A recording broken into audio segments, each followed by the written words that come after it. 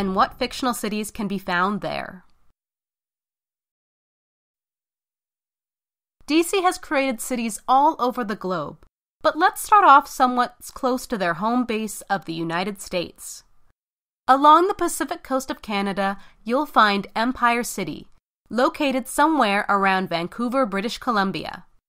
This city is home to the second manhunter, known as Paul Kirk. As we move eastward across Canada and into Greenland, we will find the hidden city of Feathera, home to a society of bird-human hybrids, including the hero Northwind. Another hidden city located in Turkey, literally called the Hidden City, yeah, real original guys, is the genealogical origin place for the heroes Zatara and Zatanna, who are part of the magically gifted Homo Magi that reside there. The mystical city of Nanda Parbat, based on the mythical Shangri-La, where time moves differently, sometimes faster and sometimes slower, can be found deep within the Tibetan mountains. This place is tied heavily to the League of Assassins as a place of enlightenment and training, and has been depicted in both the TV show Arrow and the movie Batman Begins. Science City, which can be seen here being attacked by the giant starfish-like alien, Starro the Conqueror, is located somewhere in Russia and is home to the Teen Titan known as Red Star. I wish I could be a bit more specific about where in Russia this is, but with this being such a big-ass country, unfortunately I'm a little short on information. Meanwhile, moving on to the continent of South America, the Ultramarine Corps can be found in the city of Superbia. But don't worry, you can't miss it. It's the only flying city floating over the remains of Montevideo, Uruguay. Finally, we have Gorilla City, located somewhere in the Congo of Africa.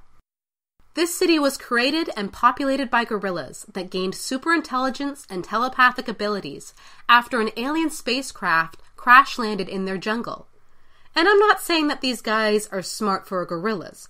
I mean, these chimps make your college professors look like chumps. And yes, I know gorillas and chimps aren't the same thing, it just sounded cool. Anyway, with their superintelligence, the gorillas became even more technologically advanced than humans, but remained cloaked from the rest of the world. That is until recently, when a decision was made to reveal themselves.